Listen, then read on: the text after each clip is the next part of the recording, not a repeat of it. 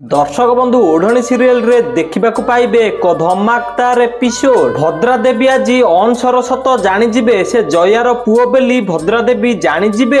आउ भद्रा देवी एक घर लोकों सामना को कहवाकू जाउथिबे। आउ ठीक सेही टाइम रे अंश जानी सुनी भद्रा देवी देह को खराब करदब। भद्रा देवी देह खराब हेबा परे भद्रा देवी तांको रूम रे आसिकी शोइथिबे, हेले तांको पाटिरु किछि कथा बाहरु नथिबो। तापर ज्योति आसिकी तांको पाखरे बसिकी कहिबे, माँ ठाकुराणी आपण समस्त को कौन कहवाकू जाउथिले, कौन कहवाकू चाहुथिले कुहंतु। तापर भद्रा देवी जयांक विषय रे इशारा रे कहबा पई ज्योति को चेष्टा करिवे।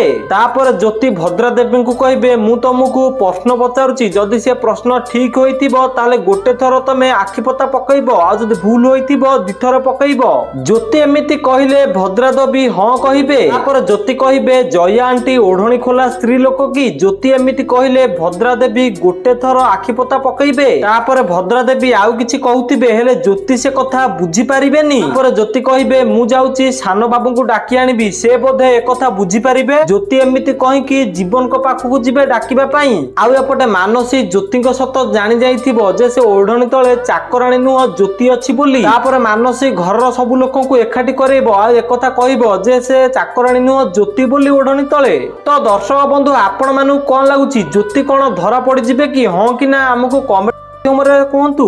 आ ओढ़णी सीरियल रो सब टिकमिक अपडेट सर्वप्रथमे जानिबा पई हम वीडियो गोटे लाइक करी चैनल को सब्सक्राइब कर दियंतु।